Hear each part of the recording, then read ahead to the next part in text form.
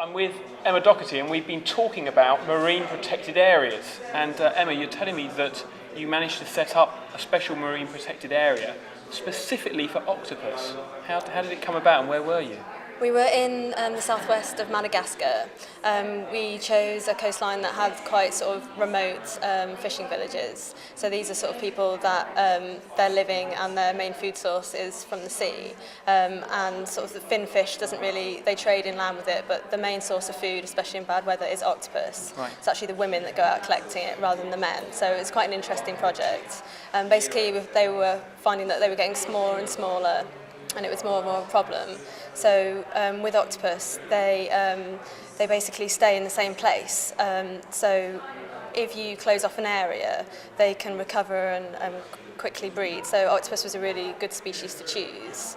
And with working with the local people, what we were able to do is agree with them that they wouldn't fish for 6 months, and we knew that in that 6 months, because they're very fast growing, they would be able to see quite quickly that before they were finding little tiny octopus, they were now having this big reward.